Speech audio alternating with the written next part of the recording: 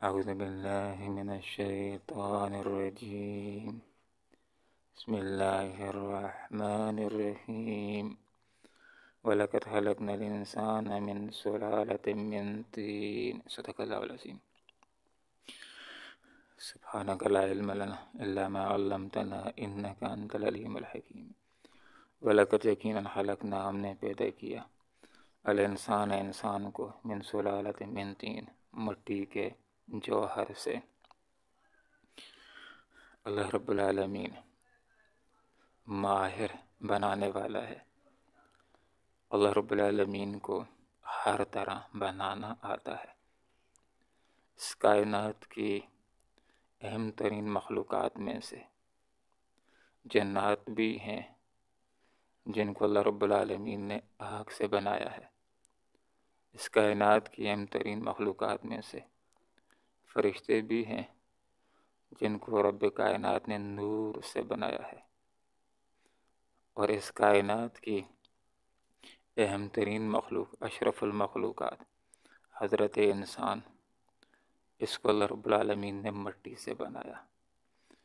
انسانیت کا آغاز چنی ہوئی مٹی سے ہوا، مٹی کے جوہر سے ہوا.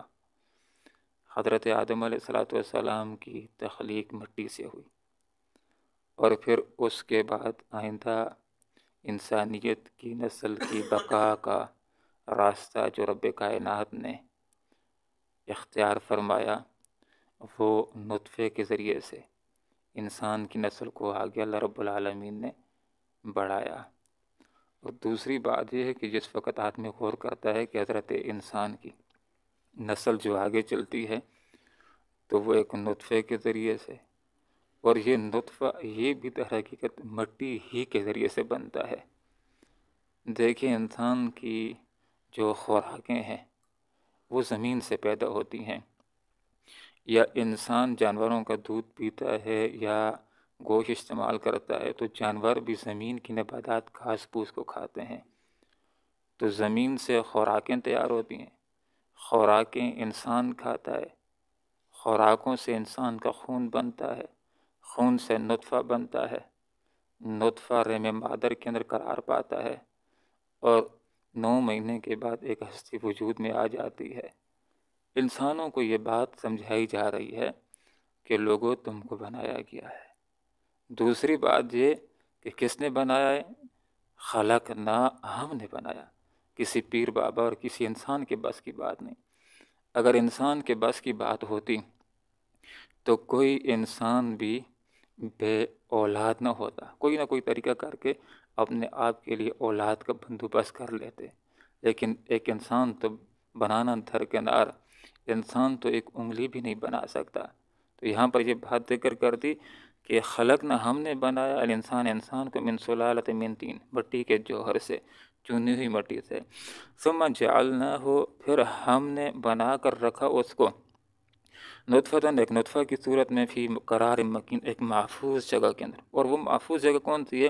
وہ مادر رحم ہے. اس کے اندر یہ نطفہ 9 مہینے تک، لگ بھگ تقریباً 9 مہینے محفوظ جگہ کے اندر پڑا رہتا ہے. ثم خلقنا نطفہ، پھر ہم نے بنایا نطفہ کو علقہ، جمع ہوا خون. نطفہ ہوتا ہے اگلا مرحلہ، اس کا خون کا لوتھڑا، جمع ہوا خون بن جاتا ہے نطفے سے.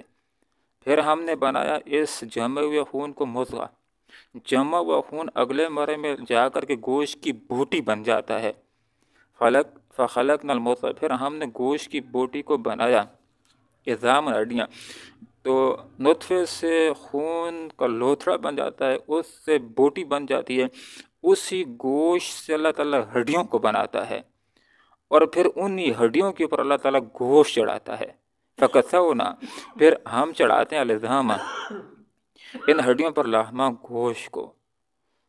اس کے اندر روح کو پھونکا جاتا ہے، پھر اس کی نوک پلک کی جاتی، آنکھیں بنائی جاتی ہیں، کان بنائے جاتے ہیں، اس کا منہ بنایا جاتا ہے.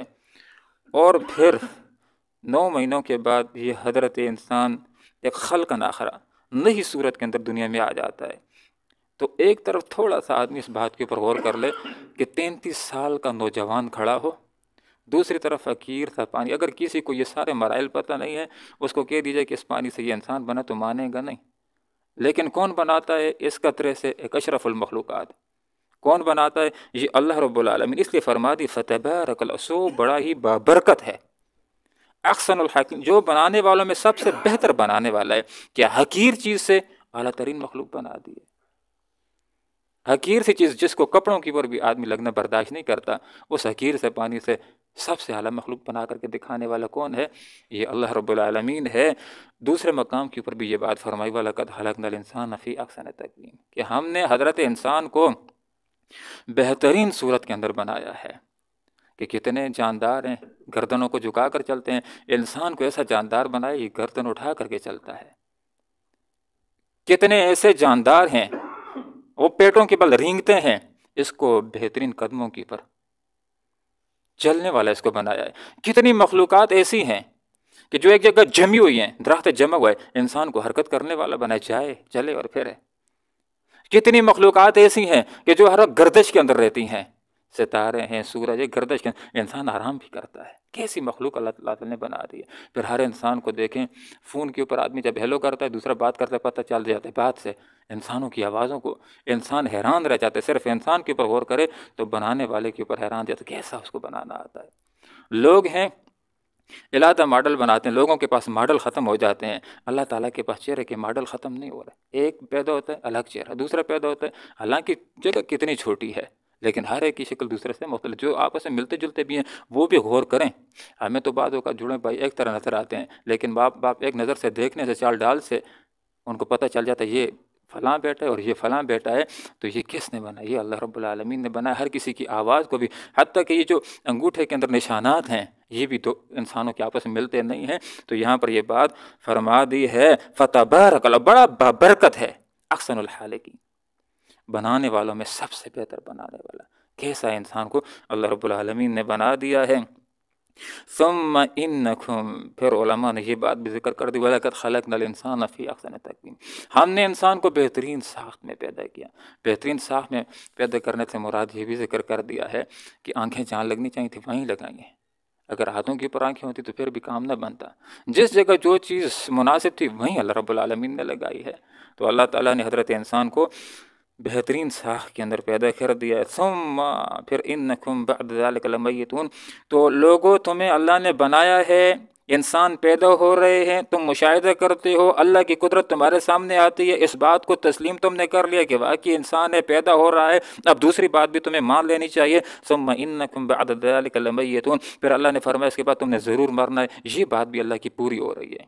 کوئی انسان اپنے بیٹے کو موت سے بچا کر کے تو دکھا دے، نہیں کر سکتے. کتنے لوگوں نے کوششیں کی ہیں، لیکن ہزاروں ڈاکٹروں کو اپنے آپ کو مرنے سے بچانے کی کوششیں کی ہیں. ڈاکٹروں کو پہلے سے ارینج کر لیا تھا، گردوں کا پہلے سے انتظام کر لیا تھا کہ میرا گردہ خراب ہوگا تو تو نے دینا، آنکھیں خراب ہو تو نے دیکھی. لیکن جب وقت پورا ہوا تو کوئی بچانے والا بچا نہیں سکا، اس لیے کہ اللہ کا فیصلہ نافذ ہو کر کے رہتا ہے. اللہ رب العالمین کے فیصلے وقت کے اوپر پورے ہو کر کے رہتے ہیں. کل نفس ذائقۃ الموت، ہر انسان نے موت کے پیالے کو پینا ہے. تو پہلی چیز انسانوں کو اللہ نے بنایا، انسان پیدا ہو رہے ہیں، انسان اپنی آنکھوں سے پیدا مشاہدہ کرتا ہے. پھر اللہ نے فرمایا کہ میں نے تم کو موت سے امکنار کرنا ہے، اس کا بھی مشاہدہ ہو رہا ہے. تو انسان نے اس بات کو بھی تسلیم کر دے. کسی کو بھی موت سے نہ انکار ہے نہ مفر ہے. تو تیسری بات بھی انسان کو تسلیم کر لینی چاہیے. جو آدھی سے زائد دنیا تسلیم نہیں کر رہی، وہ کیا بات ہے کہ اللہ کا یہ ارشاد کہ ماروں گا، مارنے کے بعد قیامت لاؤں گا، قیامت کے بعد اٹھاؤں گا. آدھی سے زیادہ دنیا یہ نہیں مانتی اور اس کی وجہ سے کافر ہو جاتا ہے. ایک عقیدے کا انکار آدمی کو کافر بناتا ہے. کتنے لوگ ہیں اس بات کو نہیں مانتے. یہ تو مانتے ہیں کہ پیدا ہو گئے ہیں، یہ بھی مانتے ہیں کہ مرنا ہے، لیکن یہ نہیں مانتے کہ مرنے کے بعد اٹھیں گے. تو ہم کہتے ہیں کہ یہ تو مسلمانوں کا بنیادی عقیدہ ہے کہ عالم ایک نہیں، عالم دو ہیں. ایک اس دنیا کی زندگی ہے اور ایک اس کے بعد قیامت کے بعد اللہ تعالیٰ ایک نیا عالم برپا کرے گا جس کو عالم آخرت کہتے ہیں. جس طرح اللہ نے یہ دنیا بنائی ہے، اس طرح قیامت کے بعد اللہ ایک نئی دنیا بنائے گا جس کو عالم آخرت کہتے ہیں. اس کے اندر اپنی جنت ہوگی، اپنی جہنم ہوگی. تو یہاں پر یہ مضمون سمجھا دیا. تمہیں اللہ نے پیدا کیا، نمبر 2 تم موت سے امکنار ہوگے. پھر تیسری بات ثم انکم یوم القیامہ، تو بس پھر تم کو قیامت والے دن تو بس اٹھایا جائے گا. تم اٹھو گے، وہاں جا کر کے اپنے اعمال کی جواب دہی کرنی ہے. جس کے اچھے اعمال ہوئے بہترین زندگی کا آغاز ہوگا. والآخرۃ خیر وابقیٰ، آخرت کی زندگی، جنت کی زندگی بہتر بھی ہے اور باقی بھی رہنے والی ہے. دنیا کی زندگی آخرت کے مقابلے میں بہتر نہیں ہے. دنیا بھی عارضی ہے، قیامت کے ذریعے ختم ہوگی. انسان بھی عارضی ہے، موت کے ذریعے ختم ہوتا ہے. اور دنیا کی نعمتیں بھی عارضی ہیں، آج صحت ہے کل چلی جاتی ہے، آج جوانی ہے کل چلی جاتی ہے، آج پیسہ ہے کل چلا جاتا ہے. لیکن جنت بھی ہمیشہ، جنتی بھی ہمیشہ، اور جنت کی نعمتیں بھی ہمیشہ ہوں گی. اور جس کسی کے اعمال اچھے نہ ہوئے تو اس کے لیے انتہائی برا ٹھکانہ ہوگا. بئس المصیر. اللہ رب العالمین ہمیں قرآن کے مطابق اپنا ذہن بنانے کی توفیق عطا فرمائے. جو لوگ قرآن کے مطابق ذہن بنا لیتے ہیں حقیقت کے اندر وہی لوگ سکون پانے والے ہیں. اللہ تعالی ہمیں قرآن و سنت کے مطابق اپنی ذہن سازی کرنے کی توفیق عطا فرمائے. آمین. وآخر دعوانا ان الحمد للہ رب العالمین. وَلَقَدْ یقیناً خلقنا، ہم نے پیدا کیا انسان کو من سلالۃ من طین، مٹی کے جوہر سے. ثم پھر جعلناہ، ہم نے بنا کر رکھا ہے اس کو نطفۃ، نطفہ کی صورت میں، فی قرار مکین، ایک محفوظ جگہ میں، مادر رحم میں. ثم پھر خلقنا، ہم نے بنایا النطفۃ، نطفہ کو، علقۃ جمع ہوا خون. فخلقنا، پھر ہم نے بنایا العلقۃ، جمع ہوا خون کو، مضغۃ گوشت کی بوٹی. فخلقنا، پھر ہم نے بنایا المضغۃ، گوشت کی بوٹی کو، عظامًا ہڈیاں. فکسونا، پھر ہم نے چڑھایا العظام، ہڈیوں پر، لحما گوشت کو. ثم پھر انشأناہ، ہم نے اٹھا کھڑا کیا اس کو، خلقًا آخر، ایک دوسری شکل میں، بچے کی شکل میں، ایک نئی صورت میں. فتبارک اللہ، سو کتنا ہی بابرکت ہے اللہ تعالیٰ، احسن الخالقین، جو سب سے بہتر پیدا کرنے والا ہے. ثم پھر انکم، بے شک تم کو، بعد ذالک، اس کے بعد، لمیتون، لازماً مرنا ہے. ثم پھر انکم، بے شک تم، یوم القیامہ، قیامت کے دن، تبعثون، دوبارہ اٹھائے جاؤ گے. اللہم ربنا آتنا فی الدنیا حسنہ وفی الآخرۃ حسنہ وقنا عذاب النار برحمتک یا ارحم الراحمین.